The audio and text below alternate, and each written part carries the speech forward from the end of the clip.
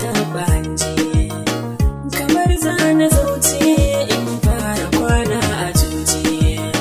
Burina a kullum sauti na muryar ki ji, ki dube ni so ne ya saka kamar zan yi hauka. Yanzu so na san ki kai na waya aje shiga, idan na rasa ki tamakar da na rasa kaina. Tunanin ki kullum a cikin jikina ya kwana, soyayyar ki ta kawo min da dukan karsashina. Labari na san ki ya je gurin yan uwana, amma ke kamar ma baki san da soya ta bamba. Ko sai kin ji an ce na mutu an raba bamba, sannan za ki gane ƙaunar ki ta mamaye ni.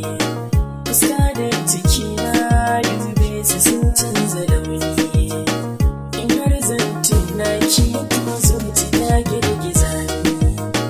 Kullum fargaba ki damu na zannin misali, me yasa hakan ne dan kin gana baki yarda. Kullum magana ta ke an misaltin da suna, idan san ki cuta haƙuri ya zan maganin shi. Komai in ki kai min raina wa bai min da haushi, silar san ki hanci bai gane wari da gamshi.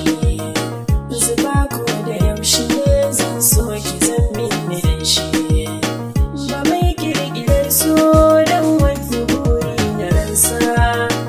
Idan ya taɓa ka mai san kama sai ka fansa, ashe duniyar so kowai shi zai yi fama. Koda an amince maka a jiki ka yi kyarma, samu zai kasance in har da zafi na nema. Rana ya gwadilce so za ya mashe ni koma.